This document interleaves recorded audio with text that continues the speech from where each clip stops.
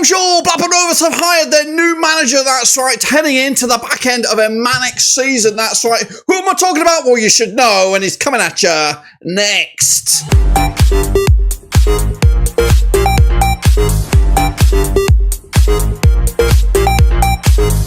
That's right, folks, back once again with another video. Today I'm going to announce, of course, the breaking news, the late breaking news, of course. Blackburn Rovers' new manager. Who is he? What's he all about? Well, we'll tell you in just a second. A big shout out to the members, big shout out to the Patreons. You know who you are. Of course, your one-stop shop for Blackburn Rovers, Championship, World Football. We're going to all here under one roof. That's right, boys and girls. Bonjour, bonjour. Valérien Ismaël is the new Blackburn Rovers manager. That's right. Who is he? Well, I'll tell you in just a second. Of course, big shout out to the members. You know who you are. Of course, it's been the worst kept secret over the past couple of days, but finally, Rovers has their man. Here it is, our breaking news on the Twitter announcement. Rovers announcing this. It was a good few hours ago, good maybe 6 hours. I know it's not that breaking news, but this is the earliest opportunity I could get to you.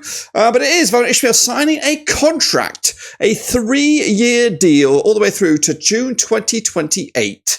It's a long-term deal, pretty good stuff. Of course, the former West Bromwich Albion, former Watford, and former Barnsley coach coming out here to take over the reins. Now there is a nice interview on the Rovers YouTube channel. Make sure you check that out. You can get a bit of an inside feel to what Valérien Ismaël, his mentality or his I guess game plan for the foreseeable future is. But the main takeaway is from that interview is he's not going to be changing too much in the short term. Of course, it's only small tweaks here, there, and everywhere. Of course, maintaining the motivation behind the players heading into it is a vastly important part of the season. We are, of course, in that playoff discussion, and hopefully we can continue that presence throughout the remainder of the season. If we go back to the tweets, let's have a look at what some of the fans have been saying to this worst-kept secret. Of course, Ewood, of course, I think he's a West Bromwich Albion fan. Let's hope he's got rid of the stubbornness to change formation. If he's so, he's a very exciting manager who's gung-ho. So that's some of the opinion on some opposition fans who have experienced the Ismaël in the past. One of our very own, Lewis Hartley, said, could be a good appointment by the club. This took Barnsley to a playoff a few seasons ago, and now they're strugglingly won. Didn't have the best record at Brom or Watford, but in my opinion, he suits the way we play better than the clubs. Give the man a chance. Very own legend. It is David Speedy saying, wishing the new manager all the best. I hope he can hit the ground running and take the team to the next level. California Rover. Gary Smith says, good luck, Valérien. We're well behind you. Just ask that our motto, Arte Labor, is respected. And he does mention that in that video, that interview, of course. Meanwhile, there are some, of course, non-favourable comments. Of course, you can't win them all. And if we go back to my own Twitter, we'll come back to those comments in a minute. The final closing opinion was very much a 50-50 based split. Wagner just edged it in the two, but it is literally maybe 10, 20 votes either side. So let's not get too negative. I'm not negative at all about this. I'm very excited. I did have him in my foresight way back when the rumours of John Eustace to leave were announced. I put him in sort of a top 5 sort of doable candidates.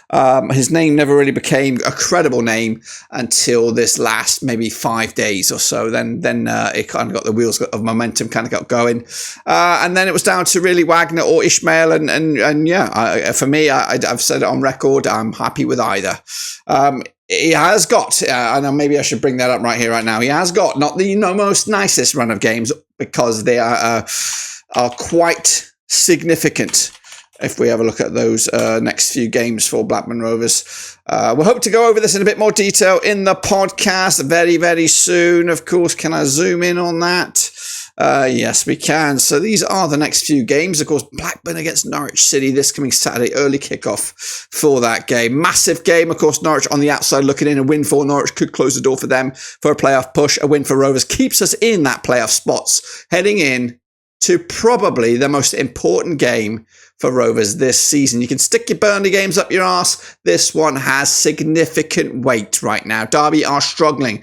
John Eustace, as of right now, yet to win a game, yet to get a point, yet to score a goal. He'll come here with all the gear, all the idea to try and turn it over on Blackburn Rovers on Saturday the 8th. Following on from that games, you would see the next 3 possible winnable games as well: Stoke, Cardiff, and then Portsmouth. So realistically, over the next 5 games, they are very, very winnable. I actually did a quick look at the whole calendar or the remaining fixtures. There's not that many absolutely shit hard games to think about. Sheffield United, the last game of the season, and Sunderland Stadium, like these 2 are massive away games and will cause major concern. But realistically, there were some winnable games here, and I think Blackburn Rovers and Valérien Ismaël, if we can get that new manager bounce in quick succession here, then we are going to be in good shape.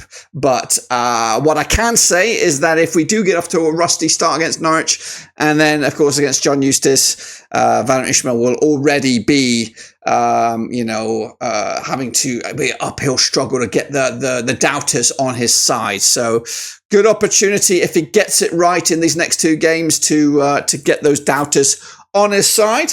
But no, for me, it's a great appointment. If we jump in and have a little look at him as a coach and his record, again, I have had these numbers on display before, but I'm going to try and get a little bit closer look at it right now. Here he is, courtesy of Sofa Score. If we zoom in on his record here, I don't know why you're seeing Scooby-Doo over here, National Space Centre.